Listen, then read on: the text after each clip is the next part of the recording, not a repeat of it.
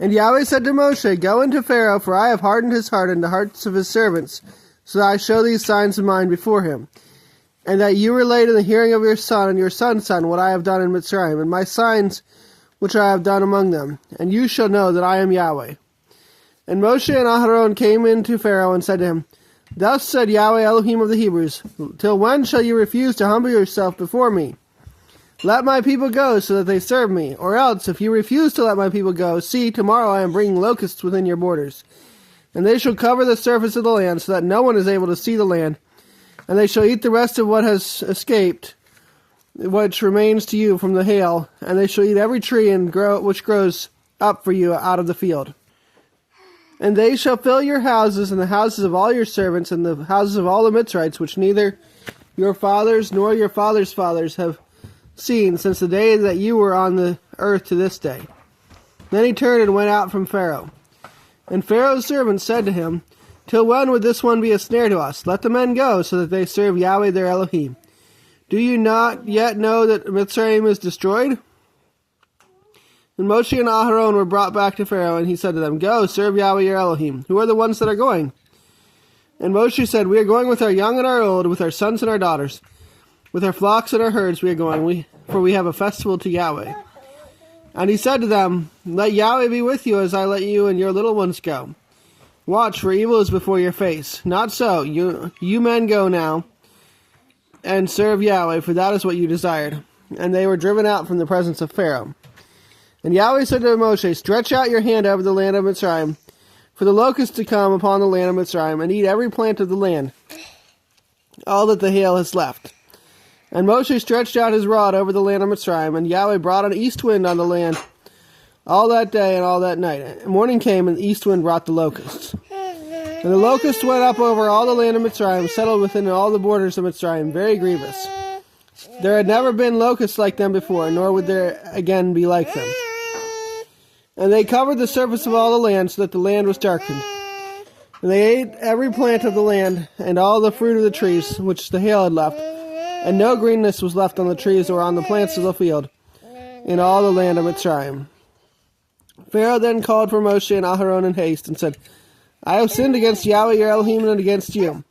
And now please forgive my sin only this once. And pray to Yahweh your Elohim that he would only turn away this death from me. And he went out from Pharaoh and prayed to Yahweh. And Yahweh turned a very strong west wind, which took the locusts away, and blew them into the sea of reeds. Not one locust was left within all the border of Mitzrayim. However, Yahweh strengthened the heart of Pharaoh, and he did not let the children of Israel go. And Yahweh said to Moshe, Stretch out your hand over toward the heavens, and let there be darkness over the land of Mitzrayim, even a darkness which is felt. And Moshe stretched out his hand toward the heavens, and there was thick darkness in all the land of Mitzrayim for 3 days. They did not see one another, nor did anyone rise from his place for 3 days, while all the children of Israel had light in their dwellings.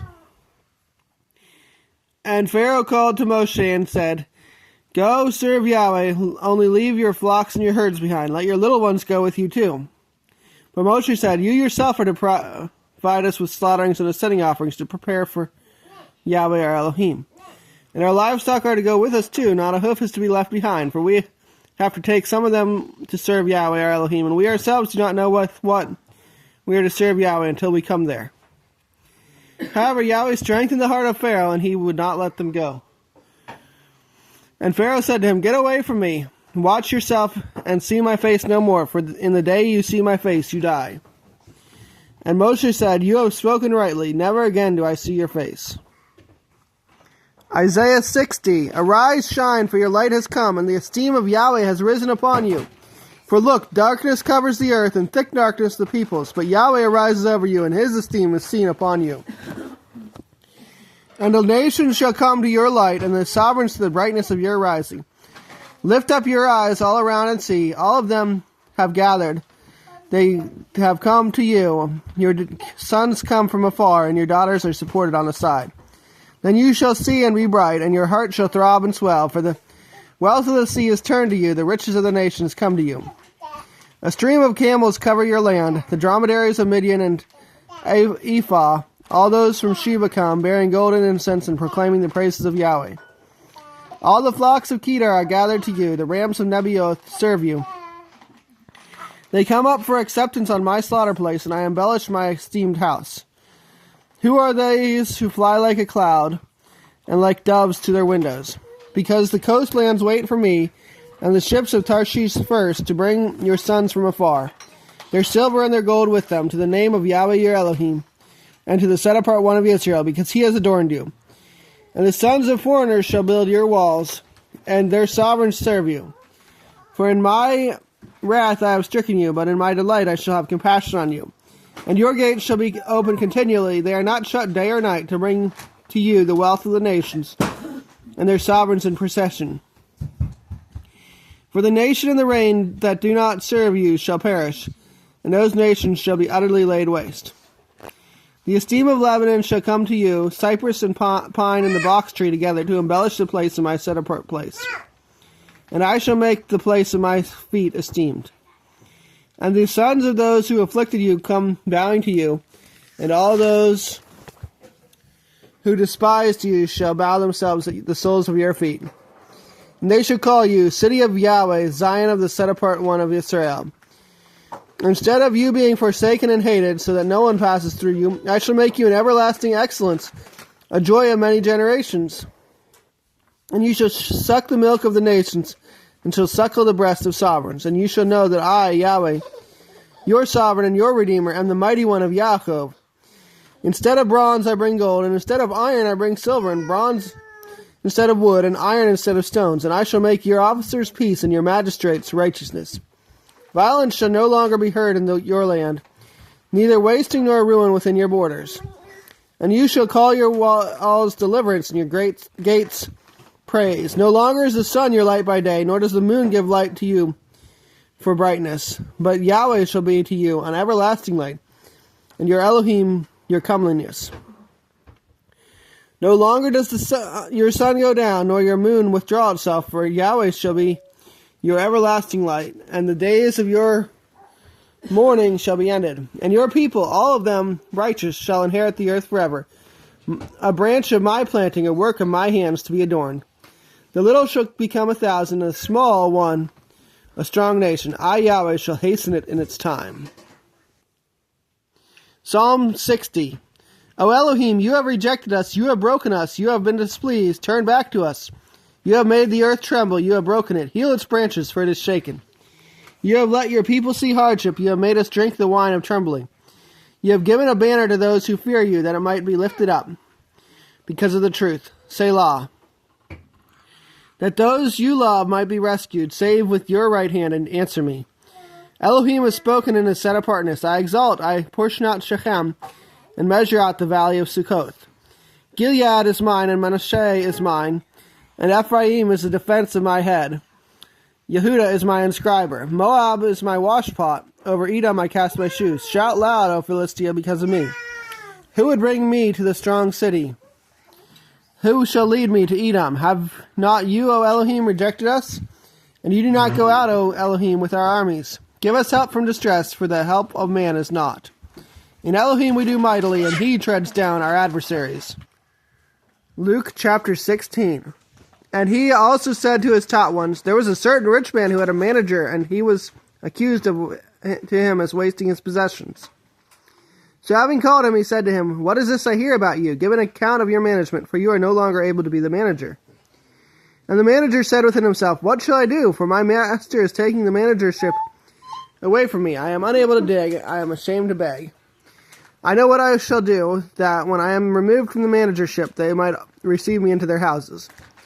And calling every one of his master's debtors to him, he said to the first, how much do you owe my master? And he said, 100 measures of oil. And he said to him, take your bill, and sit down quickly, and write 50. Then to another he said, and how much do you owe? And he said, 100 measures of wheat. And he said to him, take your bill, and write 80. And the master praised the unrighteous manager, because he had acted shrewdly, because the sons of this age are more shrewd in their generation than the sons of light. And I say to you, make friends for yourselves by unrighteous mammon, that when you fail, they shall receive you into everlasting dwellings. Alright, that sentence made no sense to me. There's a footnote. Deity of wealth. Okay, I'm confused about that verse. If you have any thoughts on it, put them in the comments. Alright, verse 10.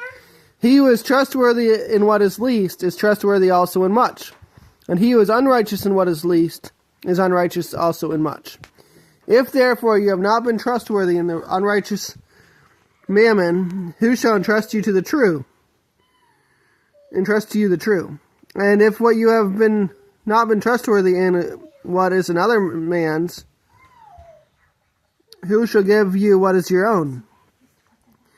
No servant is able to serve two masters, for either he shall hate the one and love the other, or else he shall cling to the one and despise the other.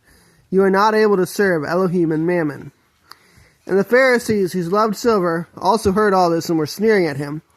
So he said to them, You are those who declare yourselves righteous before men, but Elohim knows your hearts, because what is highly thought of among men is an abomination in the sight of Elohim. The Torah and the prophets are until Yochanan.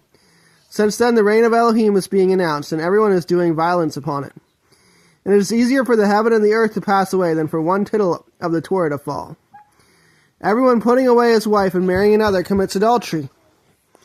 And everyone marrying her who is put away from her husband commits adultery. But there was a certain rich man who used to dress in purple and fine linen and lived luxuriously every day. And there was a certain beggar named Eleazar, being covered with sores, who was placed at his gate, and longing to be fed with the crumbs which fell from the rich man's table. Indeed, even the dogs came to lick his sores. And it came to be that the beggar died, and was carried by the messengers to the bosom of Abraham. And the rich man also died and was buried. And while suffering tortures in Sheol, having lifted up his eyes, he saw Abraham far away, and Eleazar in his bosom. And crying out, he said, Father Abraham, have compassion on me, and send Eleazar to dip the tip of his finger in water and cool my tongue, for I am suffering in this flame. But Abraham said, Son, remember that in your life you received your good, and likewise Eleazar the evil, but now he is comforted and you are suffering. And besides all this, between us and you a great chasm has been set, so that those who wish to pass from here to you are unable, nor do those from there pass to us. And he said, Then I beg you, Father, that you would send him to my father's house. For I have 5 brothers, let him warn them, lest they also come to this place of torture. And Abraham said to him, They have Moshe and the prophets, let them hear them. And he said, No, Father Abraham, but if someone from the dead goes to them, they shall repent. But he said to them, If they do not hear Moshe and the prophets, neither would they be persuaded, even if one should rise from the dead.